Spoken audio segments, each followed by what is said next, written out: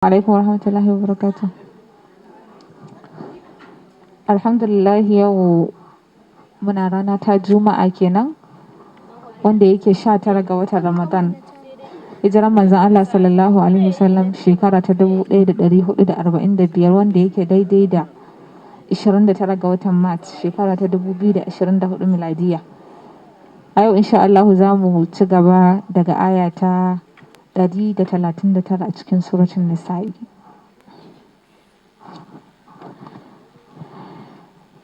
أعوذ بالله من الشيطان الرجيم.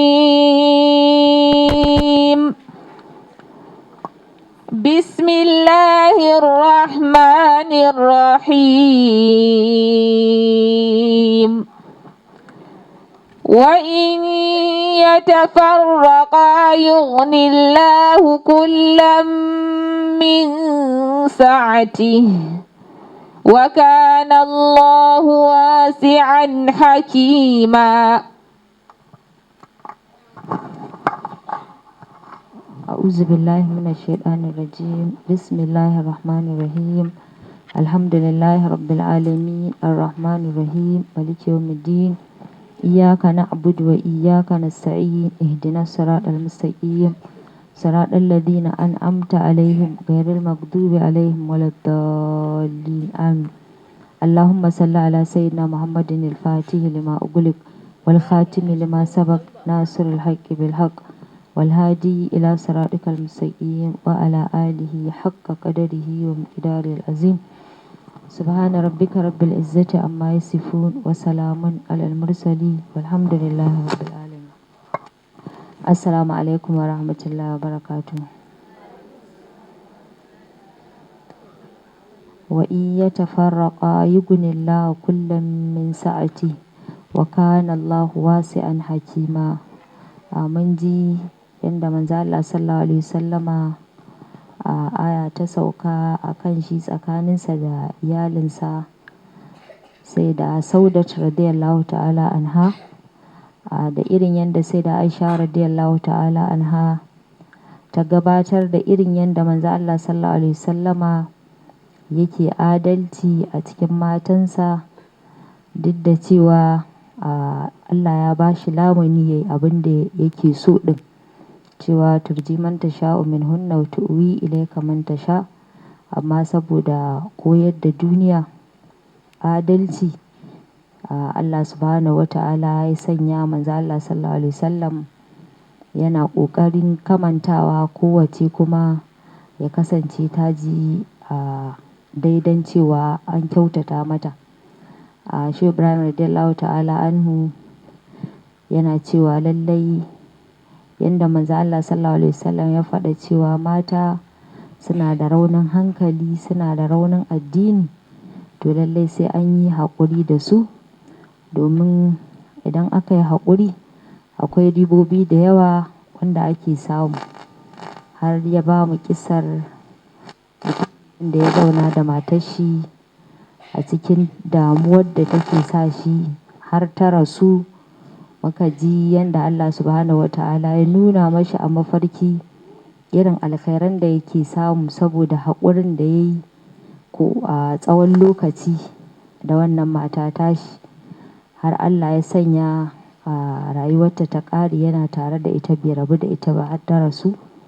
Ganin haka da ya yi ɗauki alƙawarin ba zai ƙara wani aure ba, amma sanadiyar da aka nuna mashi irin alherin da ya samu na haƙuri da ita a wurin Allah ma, to shi ya sanya yana tashi ya ji ya ƙara aure don kada ya zauna ba tare da aure ɗin ba, saboda kuma duk haƙurin da ya yi can baya ya ba shi darasin cewa wadda duk ya aura ya yi haƙuri da ita domin ya samu wancan alkhairin a wurin Allah subhanahu wata'ala.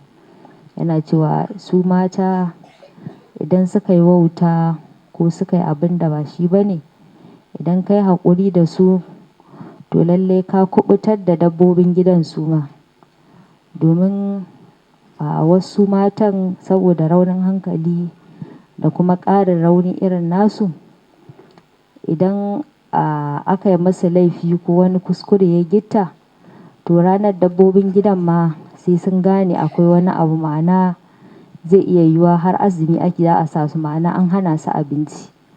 Yara kuma za ka kasance da yaro ya matso za a kwaɗe shi watakila saboda laifin baban shi sai a huce kan shi. Yake cewa to in kai haƙuri za ka kuɓutar da dabbobin nan daga bugu, za ka kuɓutar da yaro daga mari, baƙo ma za ka kuɓutar da shi daga kora, saboda in baƙo ya zo ba lalle ne ba za a kore shi ba, amma dai ba za a saka mai fuska yanda ya kamata ba, saboda halin da aka shiga ciki da kuma wanda ya sabbaba halin. Saboda haka ya ce to in aka yi haƙuri hatta kaya za a yi za a ƙi kula da su saboda shiga wannan hali. Duka Shehu Ibrahim radiyallahu ta'ala anhu ya kawo wannan saboda sanin zancen manzo Allah sallallahu alaihi wasallam da yake su mata naqisatul aqal wa dini ne, suna da raunin hankali suna kuma da raunin addini.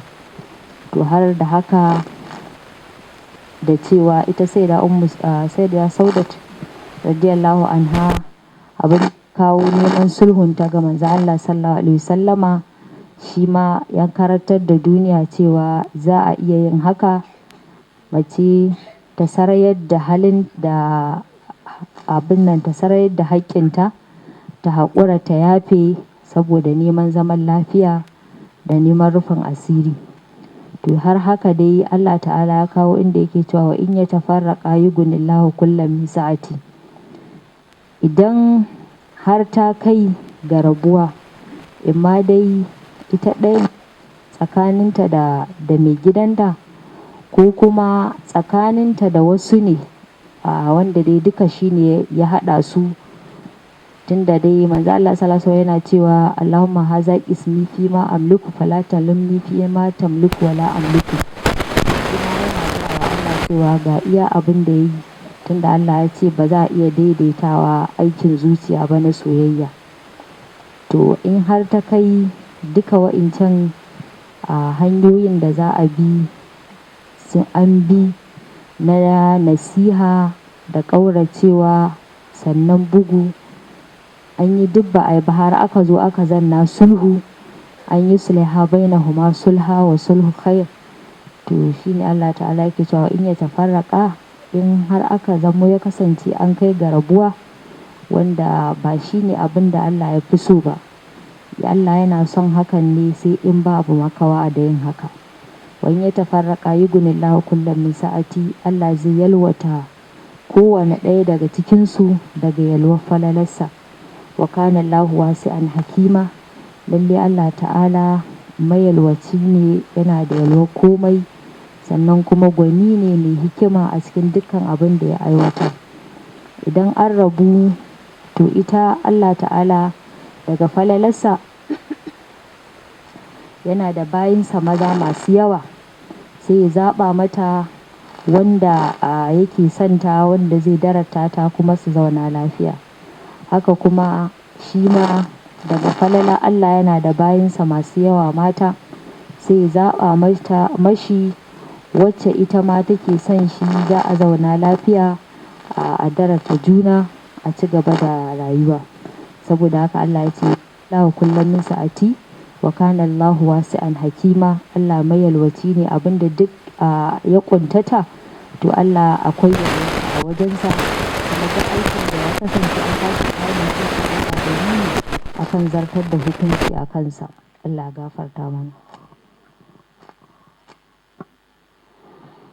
ولله ما في السماوات وما في الأرض ولقد وصينا الذين أوتوا الكتاب من قبلكم وإياكم أن اتقوا الله وإن تكفروا فإن لله ما في السماوات وما في الأرض وكان الله غنيا حميدا. ولله ما في السماوات وما في الأرض ولقد وصينا الذين أوتوا الكتاب من قبلكم وإياكم أن اتقوا الله wa in takfuru fa inna lillahi ma fis samawati wa ma fil ard wa kana Allahu ganiyan hamida. Allah ta'ala yana cewa walillahi ma fis samawati wa ma fil ard, lallai Allah subhanahu wa ta'ala yalwa komai a wajensa shine wanda ya mallaki sammai da ƙasai da abin da ke cikinsu duka. Yace wa laqad wasaina allazina utul kitaba min qablikum wa iyyakum an taqullah. Haƙiƙa mun yi wasiya ga ahlul kitabi da suke gabaninku wa iyyakum kuma mun maku wasiya an taqullah cewa lallai ku ji tsoron Allah. Wa in takfuru, idan kuka kafirce kuka butulce wa Allah, fa inna lillahi ma fis samawati wa ma fil ard. Haƙiƙa lallai Allah yana sake tunatar da ku cewa Allah shi ne ya mallaki sammai da ƙasai da abin da ke cikin su duka. Allah ma fis samawati wa ma fil ard. Mawadaci ne kuma abin godiya. Kasancewar an butulce mashi don ko kaɗai bayi ko da mutanen duniya ne ba ɗayansu, to lallai ba su kai yawan adadin bayan Allah na mala'iku da suke bauta wa Allah ba. Babu wani wuri a cikin sammai wanda babu mala'ikan da Allah ya ajiye yana ibada. To saboda haka Allah yana gaya mana shi mawadaci ne.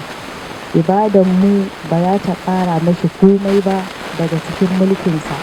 Haka kuma rashin bautar shi da kafirci da bayi za su da butulci da za su, shi ma ba za ta rage wa girman Allah komai ba. Allah subhanahu wata'ala ya yi wasiya da tsoron Allah. Tsoron Allah nan ya maimaitu da yawa a cikin alƙur'ani mai girma. Kasancewa dukkan abin da bawa yake nema a gurin Allah in a duniya ko a lahira, to tsoron Allah ya tattaro shi. Idan kana neman Allah subhanahu wata'ala ya azurta ka, to Allah yana cewa wa man yattaqillaha yaj'al lahu makharaja wa yarzuquhu min haythu la yahtasib. Yana cewa idan wa may tawakkal 'ala Allah fa huwa hasbuh. Idan kuma al'amura ne suka tsananta, Allah yana cewa man yattaqillaha yaj'al lahu min amrihi yusra. In kuma lada kake nema a gurin Allah, wa man yattaqillaha yukaffir anhu sayyi'atihi, Allah zai kankare maka zunubai wa yu'zim lahu ajra, kuma ya girmama lada a wajensa.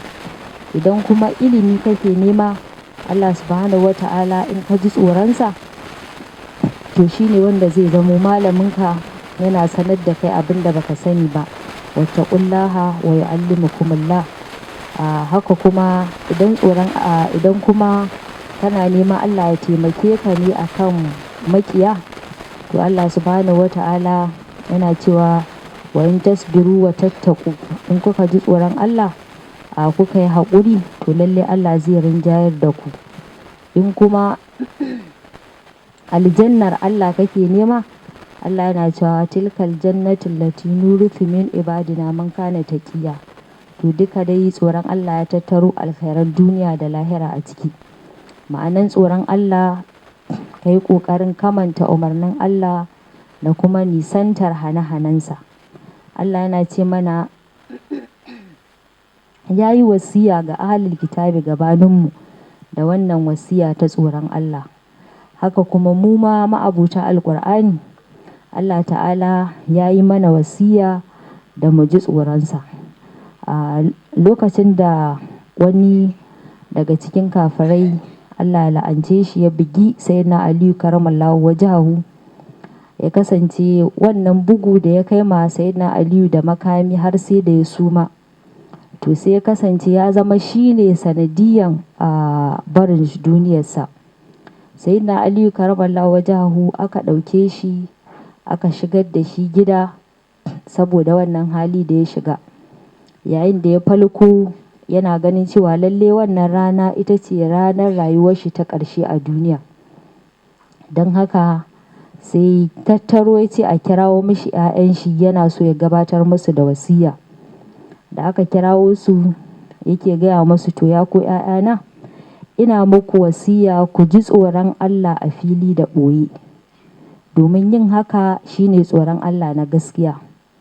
Ku ji tsoron Allah a lokacin da kuke cikin fushi da lokacin da kuke cikin farin ciki. shine haƙiƙa tsoron Allah. Ya ce ku ji tsoron Allah a lokacin da kuke mu'amala da masoyi da ma lokacin da kuke hulɗa da maƙiyi. Sannan ya ce ina muku wasiya ku ji tsoron Allah lokacin da kuke aiki, in ma kuna cikin nishaɗi ne ko kuna cikin halin fushi ko kuma gajiya a yayin wannan aiki. Sai na Aliyu karamallahu wajahu ya ci gaba da gaya wa 'ya'yansa cewa ina muku wasiya da ku ji tsoron Allah a kowane hali kuke. Ku ji tsoron Allah lokacin da kuke cikin wadata da lokacin da kuke cikin matsi. Dan shi ma nau'i ne daga cikin tsoron Allah baki ɗaya. Sai yake cewa ya ku 'ya'yana ina muku wasiya ku sani cewa babu wani abin da yake alkhairi da zai zama alkhairi ne bayan shi kuma mutum ya shiga wuta, kuma babu wani abin da yake iya zama sharri ya zamo sharri ne bayansa mutum ya shiga aljanna. Wannan ba sharri ba ne ba. Ya ce to ina muku wasiya ku kasance kuna zama a mazaunin malamai, domin duk wanda yake zama a wurin mazaunin malamai to zai kasance mai girma, zai kasance mai daraja.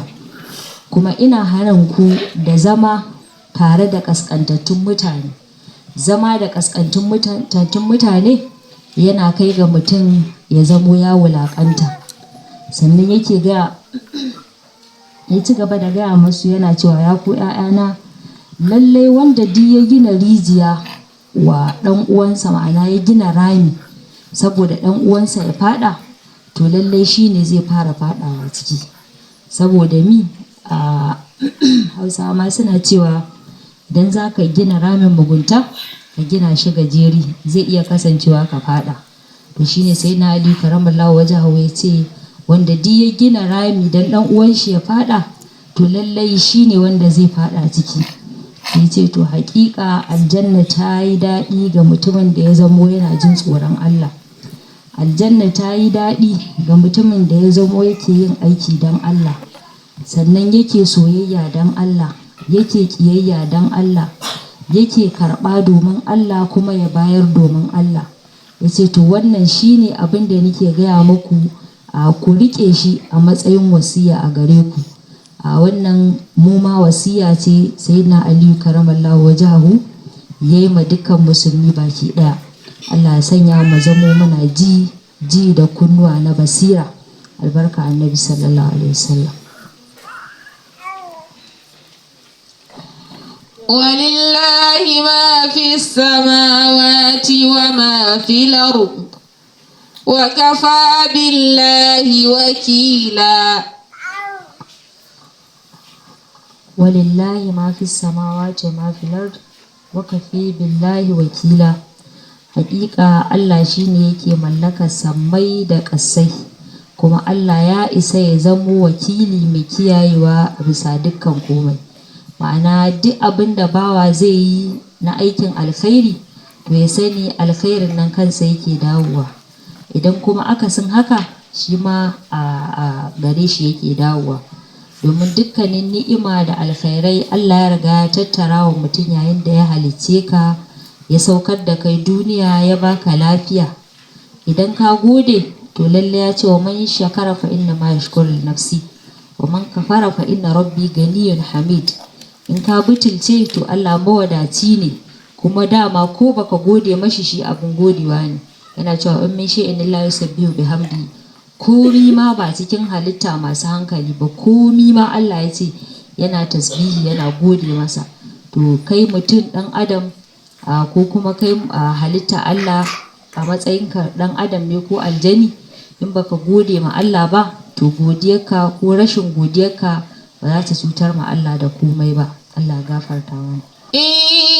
يشأ يذهبكم أيها الناس ويأتي بآخرين وكان الله على ذلك قديرا. إن يشأ يذهبكم أيها الناس ويأتي بآخرين وكان الله على ذلك قديرا. Allah ta'ala yake cewa in ya so sai ya tafiyar da ku baki ɗaya ya zo da wasu. Yin haka a wurin Allah abu ne mai sauƙi. To inda ake bambantuwa da gwamnatin Allah da ta mutane kenan. Duk yadda mutane za su bijirje ma gwamnati, to bata isa ta kwashe su ta halakar da su ba saboda rashin kirkinsu ko rashin biyayyarsu ta ce ta zuba wasu mutanen masu biyayya. A'a, sai dai Allah. To Allah yana tsoratar da mu yake cewa in ya so sai ya tafiyar da ku ya zo da wasu a mamadinku waɗanda za su bi shi a yadda yake so. Shi ma ɗin ba gagara kuka yi ba. Wa kana Allahu ala dhalika qadira. Allah mai iko ne yayi haka ɗin. Manzo Allah sallallahu alaihi wasallama yana cewa ba dan kuna laifi kuna istighfari ba, to lallai da Allah ya tafiyar da ku ya zuba wasu waɗanda za su yi zunubi su istighfari. Don haka ku yawaita istighfari, ku yawaita tuba zuwa ga Allah subhanahu wata'ala. Wannan a zamanin da suka gabata na annabawa, Allah subhanahu wata'ala bai masu wannan alkhairin da ya mana ba. Domin ku mu manzo Allah sallallahu alaihi wasallam ya roƙa mana Allah cewa rabbana la tuwakhizna in nasina aw akhtana. Allah kar ka kama mu da zunubin da muka yi na kuskure ko mantuwa. Rabbana wala tahmil alaina isran kama hamaltahu alal ladzina min qablina. Ya roƙa mana Allah kar ka kama mu, ka ɗora mana laifi wanda kamar irin yadda ka ɗora ma mutanen da suke gabanin mu, ma'ana abinda idan suka yi zunubi to zai iya kasancewa mutum ɗaya zai yi zunubi a gari, sai Allah ya ɗaga daga garin ya kife shi sai a zuba wasu halittar. To saboda haka mu manzo Allah sallallahu alaihi wasallam ya roƙa mana kada Allah ya mana wannan. Haka kuma za mu ji Allah ya maimaita wa'innan ayoyi, walillahi ma fi samawati wa ma fil ard wa kana Allahu wasi'an hakima. In takfuru fa inna Allaha ma fi samawati wa ma fil ard wa kafi billahi wakila. Walillahi ma fi samawati wa ma fil ard wa kana Allahu ganiyan hamida. To Allah ba ya maimaita su bane dan a maimaita a faɗa kawai a wuce, a'a, a ƙara gargaɗi ne kowane da tabbatar da girman Allah da mallakar da ya mallaka, wanda ko kafirai aka tambaye su wala in sa'altahum man khalaqa samawati wal arda, za su faɗi cewa la yaqulun lanna, za su faɗi lalle Allah subhanahu wata'ala shine ya halitta. To don haka kafircewar da mai kafirci zai yi, ko butulcewar da mai butulci zai yi, ko bijirewar ibada da wani zai yi ma Allah a ganin wata dama da Allah ya bashi, to lallai ba za ta amfane shi da komai ba, kuma ba za ta cuta ma Allah da komai ba, illa laifin zai koma a kan shi. Allah ya tsare mu. من كان يريد ثواب الدنيا فعند الله ثواب الدنيا والآخرة وكان الله سميعا بصيرا. من كان يريد ثواب الدنيا فعند الله ثواب الدنيا والآخرة وكان الله سميعا بصيرا. Wanda ya kasance yana nufin ya samu ladar duniya kaɗai, to lallai shi Allah yana sanar mana cewa fa inda Allah thawabud dunya wal akhirah, sakamakon duniya da sakamakon lahira duka a wajen Allah suke. Wa kana Allahu sami'an basira. Lallai Allah maɗaukakin sarki mai ji ne kuma mai gani ne, yana ji ba da kunnuwa ba, yana gani ba da ido ba. Laisa kamithlihi shay'un wa huwa as-sami'ul basir. Wata aya yana cewa man kana yuridu al-ajilata ajjalna lahu fiha ma nasha'u liman nuridu summa ja'alna lahu jahannama yaslaha mazmuman madhura wa man arada al-akhirata wa sa'ilaha sa'ayaha wa huwa mu'minun fa ulaika yadkhuluna al-jannata. Yana cewa man kana yuridu al-ajilata, wanda yake nufin kadai ya samu duniya magaggauciya, to man kana yuridu ta ajjalna lahu fiha ma nasha'u, sai mu gaggautar masa a cikin duniyar ma nasha'u, abinda muka so, liman nuridu, ga wanda muka yi nufi. Kaga in ka zage damtse a neman duniya kadai, to ba lalle bane ba ka shiga cikin waɗanda Allah yake nufin su samu duniyan ma, illa kaɗai ka wahalar da kanka. Ma na sha'u liman nuridu, ƙarshe sun maja'alna lahu jahannama, Allah ce sai mu sanya wutar jahannama ta zama ita ce makomar wanda ya wannan nufin ya samu duniya ita kaɗai. Man kana yuridu al'ajalata ajjalna lahu fiha ma nasha'u liman nuridu summa ja'alna lahu jahannama yaslaha mazmuman madahura, sai ya zama an jefa shi cikin wutar jahannama yana makaskanci, yana abin zargi, domin Allah bai yo shi domin duniya ba. man kana yuridu harsa lakirati, wanda kuma yake nufin ya samu lahira, to Allah yana cewa fa inda Allah ya fa dunya wal akhirah, a wurin Allah yana da sakamako na lada a duniya, yana da sakamako na lada a lahira. A mutane a gurin Allah suna da martabobi daban-daban. Yana cewa a Bakara, wa minan nasi man yaqulu rabbana atina fid dunya wa ma lahu fil akhirati min khalaq. Daga cikin mutane akwai wanda kadai duniya ya sa gaba, ko bai samu komai ba a lahira, to baya tunanin komai a duniya. Allah ya tsare mu. Yace to in ya koma kuma wurin Allah babu wani rabon da zai samu. Yace wa minhum man yaqulu rabbana atina fid dunya hasanatan wa fil akhirati hasana wa qina azaban nar. Daga cikin mutane kuma akwai wanda suke roƙon Allah, suna tsayawa a rabbana atina, Allah ka bamu kyakkyawa a duniya, hasanatan wa fil akhirati hasanatan, kuma ka bamu kyakkyawa a lahira, wa qina azaban nar, kuma muna fata Allah ya tsare mu daga wuta. To lallai su ma wa'innan akwai matsayinsu a gurin Allah. Sannan wata aya yana cewa wa minan nasi man yashri nafsahu bitiga amardatillah wallahu ra'ufun bil ibad. Kuma daga cikin mutane akwai wanda yake sayar da rayuwarsa saboda kadai ya samu Allah, shi ba iyakar shi duniya ba iyakar shi lahira ba, a yarda Allah yake nema. Man yashri nafsahu bitiga amardatillah, ya sai da kanshi dan ya samu yarda Allah. An ba da kisar akwai wani bawan Allah da ya kasance ya haɗu da wani wanda yake cikin wannan muƙamin na su abinda suke nufa yardan Allah. Sai ya gan shi a cikin kaya na kamala da mutunci, kamar cewa mutum ne mai kuɗi. Sai ya roƙe shi ya ce, don Allah ka rufa man asiri, in je in fanshi kaina, saboda an ɗora man fansa, in ba da kuɗi dinari 10 in fanshi kaina. Saboda haka ya faɗi mashi adadin abin da aka yanka mashi wanda zai biya. Ya ce bai da su, bai san inda zai samu ba, saboda haka dan Allah ya haɗa shi ya taimake shi. To shi kuma wannan bawan Allah ya dai gan shi ne a cikin siffa ta kaya na kamala, wanda kaman a ce mai kuɗi ne, amma kuma ba komi tare da shi. Saboda haka sai ce to tunda yanda Allah ya nuna maka haka, mu tafi in je in maka wannan taimakon. Ya je ya cire kayan jikin shi, ya sanya irin kayan da bayi suke sanyawa 'yan ƙanana, ya shafa ma fuskar shi toka, ya ce mu je ka kai ni kasuwa ka saida, iya kuɗin da kake da bukata, in ka saida ni sai ka je ka kai a 'yantar da kai. Saboda abin da ya sa ya haka, dan an ce mashi dan Allah, saboda shi ko yarda Allah yake nema. Wanda duke neman yarda Allah, an ce dan Allah, to abin da ya fi haka ma zai yi. To shi wannan bawan Allah ya sai da kanshi saboda neman yarda Allah, ya kai shi kasuwa, aka yi ciniki, aka biya kuɗin da za a bada shi ya kai ya fanshi kanshi.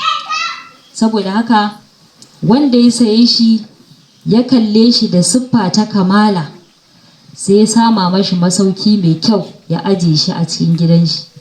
Ko da wani lokaci kuma za a kawo mishi abinci mai kyau. Aka yi kwanaki, sai da ubangidan ya zo ya ce to ni an sau ni a matsayin bawa, har yanzu ba a yanka min aikin da zan rika yi ba, to ya kenan? Sai ce ai na ga kai ba kai kama da bayin da ake sa su bauta ba, saboda haka ka dai jira. Shi kuma sai ya damu, to ko wani laifi ne a cikin yin haka, ko wani abu dai, shi dai ya san an sai bawa za a je a aje shi kaskantaccen wuri, ba a ma kula da me yake ciki ba, sannan duk aikin da ya zo za a sanya shi a bashi kawai ya je ya ci gaba da yi. Saboda haka wannan bawan Allah sai ya ga cewa ba a sa shi aikin komai ba, kuma kullum ma karrama shi ake yi. Ran nan ya ce to yanzu ya ake ciki ne da sayena da aka yi. Aka ce sai ya ɗauko kaya masu kyau, ya ɗauko kuɗi masu yawa, ya ce wannan ka sanya, wannan kuma na baka saboda Allah ka tafi na 'yanta ka. Ka gami girman abin da ya kalla, Allah ya kalla a zuciyar shi, ya sanya shi bai kaskanta ba. Dan Allah aka ce abu kuma ya yi dan Allah, kuma sai ya zama na ya samu riba fiye da abin da ya bayar. Saboda haka daga cikin nau'o'in mutane akwai waɗanda suke muƙamin su neman yarda Allah. To a kuma cikin mutane akwai waɗanda su matsayinsu ba duniya suke nema ba, ba lahira suke nema ba, ba yarda Allah suke nema ba, a su Allah suke nema kai tsaye. Kullum sun ji Allah ta'ala yana cewa fafiru ilallah, ku ruga ku tafi wurin Allah. Allah kuma yana cewa wata bi sabila mana na ba ilayya, wanda suke da wannan mukamin kuma Allah yana cewa wadu ila rabbika. To saboda haka kullum su abinda suke yi ba buƙatar su lada ba, ba buƙatar su aljanna ba, abinda suke so su zama na Allah ne kawai. To duka bayan Allah kowa akwai matsayin da Allah subhanahu wata'ala ya aje shi, wani ya fi wani, wani ya fi wani. Allah ya ƙara mana tsoronsa, ya ƙara mana kusanci da zahir Rasulullahi sallallahu alaihi wasallam. يا أيها الذين آمنوا كونوا قوامين بالقسط شهداء لله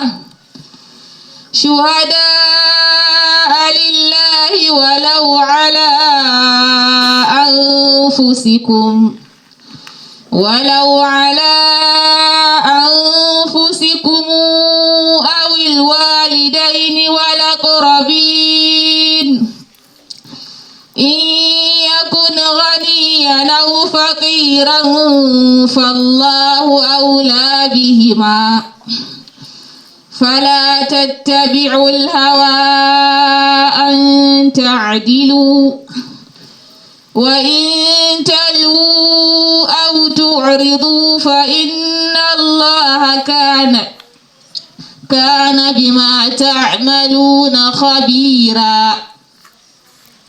يا أيها الذين آمنوا كونوا قوامين بالقسط شهداء لله ولو على أنفسكم أو الوالدين والأقربين.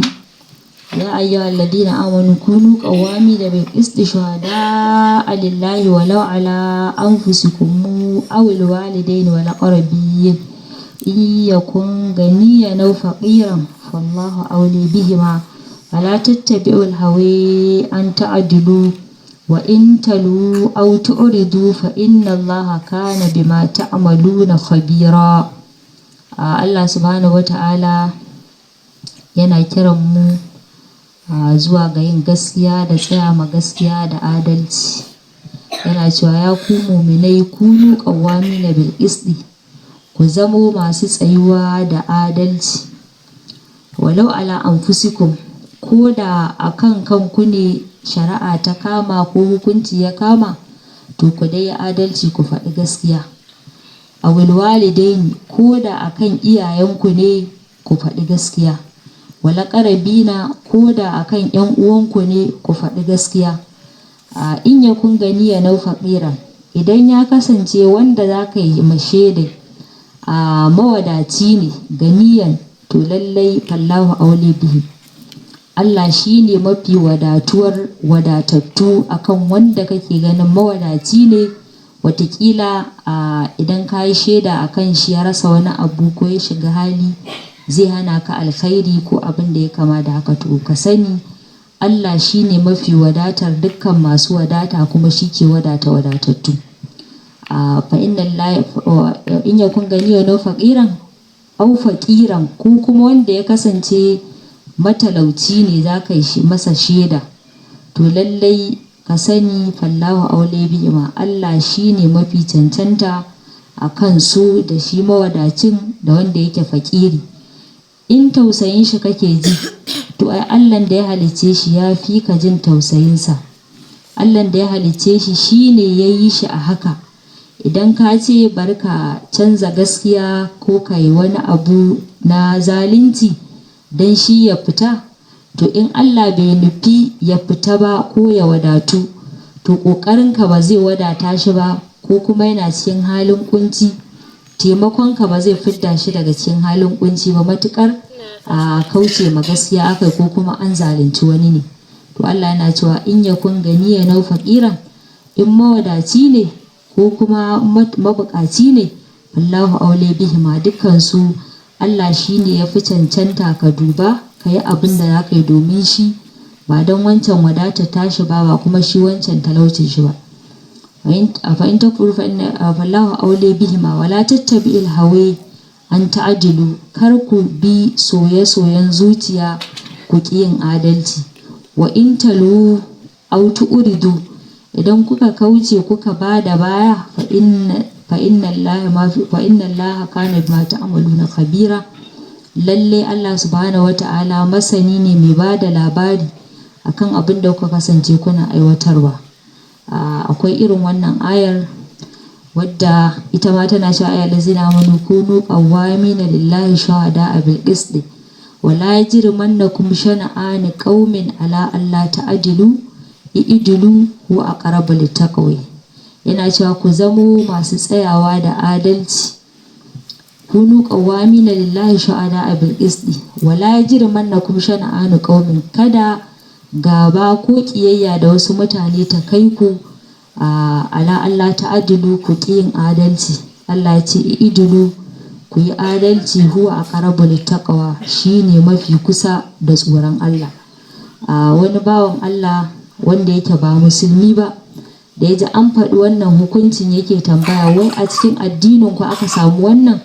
Aka ce mai, ya ce to lallai da za ku bi wannan aya ita kadai ta ishe ku zauna lafiya a rayuwarku ta duniya. Saboda haka wanda duk ya tsaya ma gaskiya, ya tsaya ma Allah, ko shaida ta kama bai dubi kowa ba ya dubi Allah, to lallai Allah subhanahu wata'ala zai ba shi mafita. Kakka ga mawadaci ne ko wani mai mulki ko wani wanda kake da dama a wajen shi kake dan samun wani abu, ka yi ƙarya ko ka kawar da adalci ko ka yi zalunci don ka samu wani abu gurin shi. To matuƙa kai haka, to za ka yi asara mai yawa. Kamar yadda wani sahabi manzo Allah sallallahu alaihi wasallama ya riƙe wannan, ya aje a zuciyar shi cewa manzo Allah sallallahu alaihi wasallam ya ce dukkan abin da ka gani na haram kana da ikon da za ka ci ko kai amfani da shi, amma sai kai haƙuri saboda Allah, saboda girman Allah, saboda tsoronka da Allah, to lalle Allah subhanahu wata'ala zai yassare maka abin nan ko mafiyin shi a hanyar halal. Sai yake cewa wata rana abin da ya faru zamanin manzo Allah sallallahu alaihi wasallam, wani mutum baya da kuɗi, bai samu sadaka ba, bai samu taimako ba, bai samu duk hanyar da zai samu ya ci abinci ba, da yana cikin halin yunwa ta matsa mashi, bai da kuɗin da zai sai abinci, bai samu wanda zai taimake shi ya bashi ba. Shikenan sai ya samu wani gida ya haura katanga, yana dirawa sai ya dira ƙofar kicin, sai ya ga abinci mai kyau mai daɗi an shirya ga yanan da an zuzzuba a wurare an rufe. Ya buɗe zai ɗauka, sai ce to kawai sai ya tuna manzo Allah sallallahu alaihi wasallam ya ce abinda duk ka haƙura da shi na haram, to lallai Allah zai baka shi ta hanyar halal. Sai ya tsallake abincin nan, sai ya nemi hanyar da zai fita ya bar gidan cikin duhu. Yana faɗawa wata ƙofa sai ya shiga, ashe wani ɗaki ne ya shiga. Yana shiga ya ji wani abu ya karo da shi, ashe gado ne wata mata na kwance bisa, ya ɗora hannun shi sai kanta, shikenan sai ya ce ka shedan sai ya riya mai wani abu, sai ce manzo Allah sallallahu alaihi wasallam ya ce duk wanda ya ji tsoron Allah ya hana kanshi daga abin da yake haram, to lallai Allah zai bashi shi ta hanyar halal, bari dai a bari. Sai ya tsallake ya kama hanya zai fita, kawai sai ya karo da akwatin kuɗi. Akwati ne, kuɗi ne dankam ciki. Yana buɗawa ya laluba ya ji kuɗi ne lallai a cikin akwatin nan. Shikenan kawai sai ya ce to bari tunda an samu ma hanya bari a ɗauka. Sai dai har wa yau Allah ya sake tunasar da shi cewa lallai ya haƙura daga barin wannan kuɗi na haram, tunda ba halaliyar shi bane ba. Allah ta'ala zai bashi mafita. Sai ya haƙura, ya samu ya fita ya bar gidan, ya je ya kwana da yunwa. Garin Allah ya waye, yadda aka saba aka je fadan manzo Allah sallallahu alaihi wasallam aka zauna. Ana nan sai ga wata mata da sauri ta zo ta ce ya Rasulullahi sallallahu alaihi wasallam, na yi alkawari tun da mijina ya rasu na ce ba zan ƙara yin aure ba, amma zamani ya canza. Jiya ba dan Allah da ya taimake ni ba ya rufa man asiri, da wani abu mara kyau ya faru da ni a cikin gidana a kan gadona. Saboda haka yanzu na yanke shawara, na zo ya Rasulullahi ka aurar da ni a wajen wanda kake so, na yadda. Manzo Allah sallallahu alaihi wasallam ya dubi sahabbansa ya ce to akwai wanda yake da bukata ya auri waccan matai? Wannan bawan Allah na jiya sai ya ɗaga hannu ya ce gani ya Rasulullahi sallallahu alaihi wasallam. Nan aka ɗaura mashi aure. Kaga jiya aka yi abin da abincin da gidan da kuɗin da mai su duka matar duk sun zama nashi, saboda ya ji tsoron Allah, ya yi haƙuri kar ya ci haram ko kar ya amfani da abin da yake haram, sai Allah ya kawo mashi shi ta hanyar halal.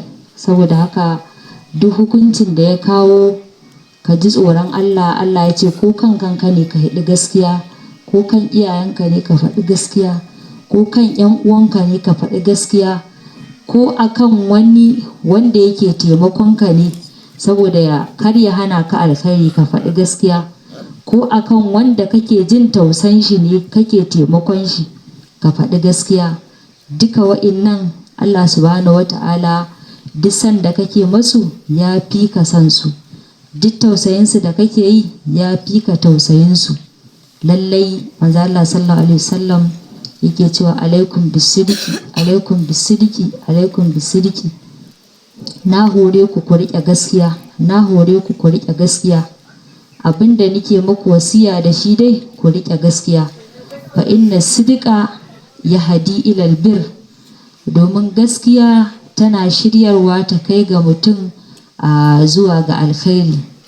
Wa la yazalu ar-rajulu yasduqu wa yataharra sidqa hatta yuktaba inda Allahi siddiqa. Yace mutum bai gushe ba yana yin gaskiya, yana kirdadin gaskiya har sai Allah ta'ala ya shiryar da shi zuwa ga aljanna. Daga gaskiya zai zama yana aikatar alkhairi, daga aikin alkhairi zai kai shi zuwa ga aljanna. Yace wa iyyakum wal kazib, na hane ku daga ƙarya, na hane ku daga ƙarya, domin ita ƙarya ya hadi ila fujur, tana shiryar da mutum zuwa ga fajirci, shine aikin saban Allah. Wala yazalu ar-rajulu yakzibu wa yataharra al-kaziba hatta yuktaba inda Allahi kazzaba. Yace mutum ba zai gushe ba yana ƙarya, yana kirdajen ƙarya har sai an rubuta shi a gurin Allah maƙaryaci. To duk wanda ya zama ya samu sitam na gaskiya a wurin Allah, to ko maƙiyin shi ya faɗi magana aka ce wane ya faɗa, zai jinjina lalle wane ne ya faɗa, to zai faɗi to in dai shi ne to gaskiya ka san da wahala ya ƙarya.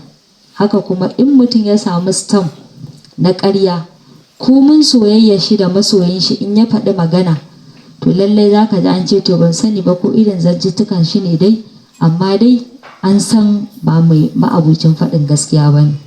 Don haka gaskiya tana da tasirantuwa mai girma a cikin rayuwa. kamar yadda manzo Allah sallallahu alaihi wasallam ya koyar.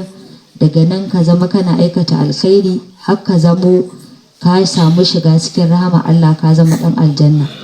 Kamar yadda kissar da ta gabata, mutumin da ya haɗu da manzo Allah sallallahu alaihi wasallam yake cewa yana so ya shiga addinin musulunci, amma akwai wasu ɗabi'u da yake da su, shi kuma yana ganin ba a iya barin su, kuma ga ɗabi'un musulunci bai su. Manzo Allah sallallahu alaihi wasallam ya tambaye shi wa'anne ɗabi'u ne, ya lissafa manya-manyan kaba'irai, ya ce shi makaryaci ne, shi mazinaci ne, shi fasiki ne, shi ɓarawo ne, shi mashayi ne, manya-manyan zunubai ya dinga lissafi. Manzo Allah sallallahu alaihi wasallam ya ce mashi to ka bar guda ɗaya. Ya ce to guda ɗaya, aka ce mashi ya bar ɗaya, ya ce to zai gwadanta. Wanne zai bari? Aka ce ka bar ƙarya. Daga barin ƙarya da aikin saɓan Allah da ya je yi, sai ya tuna da cewa idan aka gan shi ya yi bayan ya musulunta za a yi mai hukunci, gashi shi kuma baya so a hukunta shi. Misali, in sata ce za a yanke mashi hannu, in fasikanci ya yi za a jefe shi ko a mai bulala. Saboda haka duk hukuncin nan da musulunci ya zartas ya tabbatar da idan aka kama shi za a yi mashi, shi kuma baya so. Don babu mutumin da ke cikin hankalin shi yake so a ɗauki gaba shi a yanki ko a bulale shi ko kuma a jefe shi, duka ba mai son wannan sai in ta haye mashi. To saboda haka ganin bai son haka, sai ce to in ya ce kuma bai yi laifin nan da aka tabbatar da yayi ba, yayi mi yayi ƙarya, saboda haka sai ya bari. Sanda aka ɗauki lokaci ya hango manzo Allah sallallahu alaihi wasallam, manzo Allah sallallahu alaihi wasallam ya mashi wani irin murmushi, shi ma yana isowa yayi murmushi, ya ce manzon Allah kenan sallallahu alaihi wasallam, kai ne babban likitan likitoci, ka bani magani guda ɗaya wanda ya warkar da dukkan ciwuwuka na, ka bani magani na cewa in daina yin ƙarya, sanadiyar daina yin ƙarya duka sauran sabon Allah din na basu. Saboda haka gaskiya tana jawo alkhairai mai yawa, a yayin da ƙarya tana kuma jawo sharrori masu yawa. Allah ya kare mu, Allah ya ba mu ikon yin gaskiya sirran wa jaharan, alfarman manzo Allah sallallahu alaihi wasallam. يا أيها الذين آمنوا بالله ورسوله والكتاب الذي نزل على رسوله والكتاب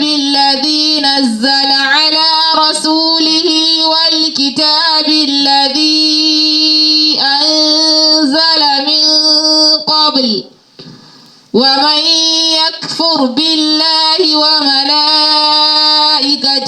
وكتبه ورسله واليوم الآخر فقد ضل ضلالا بعيدا.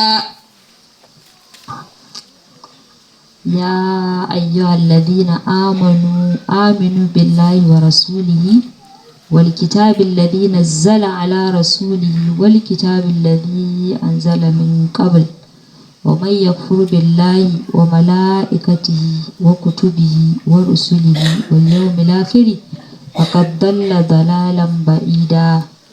Allah subhanahu wa ta'ala yana wani sabon kira zuwa ga muminai, wanda ba kowa da kowa ne Allah yake ma irin wannan kiran ba sai zababbun bayansa. Allah ya sa muna cikinsu. Ya ce ya ayyuhal ladzina amanu, ya ku muminai, aminu billahi, ku yi imani da Allah. Ya ayyuhal ladzina amanu aminu billahi, ku yi imani da Allah. Aminu billahi wa rasuli wal kitabil ladhi nazala ala rasuli, ku yi imani da Allah, ku yi imani da manzansa sallallahu alaihi wasallam, ku yi imani da littafin da aka saukar muku, ku yi imani da littafin da aka saukar gabaninku. Wa man yakfur billahi wa mala'ikatihi, wanda ya kafirce wa Allah da mala'ikunsa da manzanninsa, wal yawmil akhir, da ranar lahira, faqad dalla dalalan ba'ida, haƙiƙa ya bata mai nisa daga barin gaskiya. Cewa ita wannan aya masana alƙur'ani sun fassara ta da fassarori mabambanta. Wasu suna cewa Allah yana magana ne da muminai daga cikin ahalil kitabi wanda suka yi imani da littafin attaura, suka yi imani da littafin linjila, yana kiransu su zo su yi imani da alƙur'ani. Duk wanda ya kafirce, saboda a can cin bakara mun ji akwai waɗanda ba sa son mala'ika Jibrilu, to in ka ƙi mala'ika ɗaya to lallai ka ƙi dukkan mala'iku, ka kafirce ma Allah kenan. Haka kuma akwai waɗanda suka yi imani da annabawansu, amma annabawan da ba aiko su gare su ba su yi imani da su ba, kamar ahalil kitabin da ke kusa sun yi imani, wasu sun imani da annabi Musa ba su imani da annabi Isa ba, wasu kuma sun imani da annabi Isa da ba su imani da annabi Muhammadu ba sallallahu alaihi wasallam. To shine Allah yake kiransu wanda ya kafirce wa Allah, ya kafirce wa manzon Allah sallallahu alaihi wasallam, ya kafirce wa mala'ika Jibrilu a madadin sauran mala'iku duka, ya kafirce wa littafin, ma'ana sun yarda da attaura ba su yarda da Qur'ani ba, wa'incan sun yarda da linjila ba su yarda da alƙur'ani ba. Saboda haka duk littafin Allah da ka butulce ka kafirce mashi shi kadai, to duka ka kafirce ma sauran littattafan Allah ne, saboda duka abin da suke kira da shi a kadaita Allah, a bautata mashi. Yace to man yakfur billahi wa mala'ikati wa kutubi wa rusuli wa yawmil akhir, wanda ya kafirce wa Allah da ranar lahira, da ya kafirce wa Allah da mala'ikunsa da littattafansa da ranar lahira, to lallai ya yi bata mai nisa. Daga cikinsu akwai wanda suke ɗauko busasshen ƙashi wanda ya daɗe, sai su zo suna yi wa manzo Allah sallallahu alaihi wasallam izgili, suna cewa man yuhyil izama wa hiya ramim, wane ne wanda zai iya raya wannan ƙashin, suna murmuse shi bayan ya bushe ya zama abin murjewa. Allah ya ce to ai wanda ya fara halitta tun farko ba ta yi mashi wahalar ƙagawa ba, to dan ta mutu a maide ta ko ta lallace a gyara ta, to abu ne mai sauki a gurin Allah. A walan yara wannan lahal lazi khalaqa samawati wal arda wa lam ya'ya bi khalqihinna bi qadirin ala an yuhyiyal mauti. Saboda haka Allah yana da iko ya mayar da halittar da ta riddige ta koma sabuwa. Yana cewa min haka laqanakum wa fiha nu'idukum wa min ha nukhrijukum taratan nukhri. Ƙasar da ƙashin nan ya zauna ciki ya lallace, to daga ita aka halice ku, kuma daga ita ce wani lokacin Allah zai sake mayar da ku. Yana cewa innama amruhu idza arada shay'an an yaqula lahu kun fayakun, subhanallazi bi yadihi malakutu kulli shay'in. Tsarki ya tabbata ga ubangijin da mulkin komai a hannunsa yake. Dan haka dukkan kafircin da kai daga cikin sashen annabawa, to kaman ka haɗe su duka ne. Abinda Allah yake so, abinda manzo Allah sallallahu alaihi wasallam da sahabbansa suka yi, amana rasulu bima unzila ilaihi min rabbi wal mu'minun kulluna amana billahi wa malaikati wa kutubi wa rusuli la nufarriqu baina ahadin min rusuli. Kar ka bambance sahabban manzo Allah sallallahu alaihi wasallama tare da manzo Allah sallallahu alaihi wasallam, suna cewa ba mu rarrabe tsakanin koda ɗaya daga cikin manzannin Allah. Kuma umarnin da Allah ya kawo a cikin dukkan kowane littafi na a kaɗaita shi abota mashi, sami'ina wa da'ana shine nasu, mun ji kuma mun bi. Saboda haka Allah subhanahu wata'ala yana kiran mu da cewa mu imani da Allah da mala'ikunsa da littattafansa. A wani fassaran kuma manzo Allah sallallahu alaihi wasallam yana kira, yana cewa jaddidu imanakum, ku sabunta imaninku.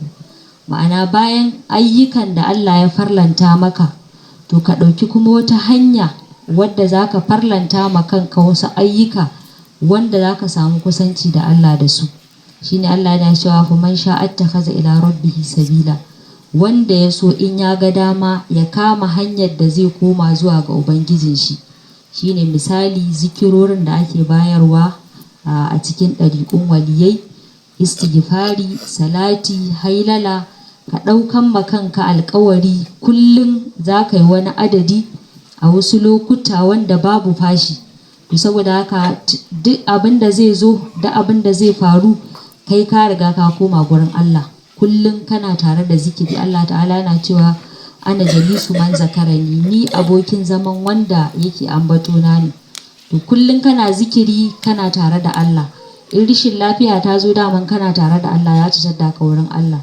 Har gaba ɗaya in mutuwan ma ta zo, za ka tadda ka kana tare da Allah. Saboda haka ba ka rasa komai, ba za ka kuma hasara komai ba, matuƙar ka riƙe wannan. Shine imani bayan na farilla, kuma sai imani na nafila. Saboda haka Allah gafarta mana abin da muka karanta daidai, Allah ya amfanar da mu alfarman manzo Allah sallallahu alaihi wasallam. Kurakuran da muka yi saboda rashin sani, Allah gafarta mana. Allah ya saka wa malamanmu da shehunanmu da alkhairi, Allah ya saka wa iyayenmu da alkhairi, Allah ya saka wa mazajenmu da alkhairi, Allah ya biya bukatunmu na alkhairi duniya da lahira. Allah ya ƙara mana soyayyar manzon Allah sallallahu alaihi wasallam. Allah ya wadata mu da lafiya da zaman lafiya. Allah ya ƙara mana lafiya da zaman lafiya. Allah ya tsare mu daga dukkan sharri duniya da lahira. Allah ba mu alkhairansa duniya da lahira. Alfarman manzo Allah sallallahu alaihi wasallam. Wanda da yake cikin tsanani da kunci da damuwa, Allah ka yaye masu, Allah ka yaye masu, Allah ka yaye mana baki daya. Kowa da bukatar shi Allah ya sani, Allah ka biya mu alfarman manzo Allah sallallahu alaihi wasallam. Albarkacin wannan wata mai albarka, Allah ka sa muna cikin zababbun bayinka. Albarka annabi sallallahu alaihi wasallam. Allahumma salli ala sayyidina Muhammadin al-Fatih lima ughliq wal khatim lima sabaqa nasir al-haqq bil haqq wal hadi ila siratikal mustaqim wa ala alihi haqqa qadarihi wa miqdarihi al-azim. Subhana rabbika rabbil izzati amma yasifun wa salamun ala al-mursalin walhamdulillahi rabbil alamin.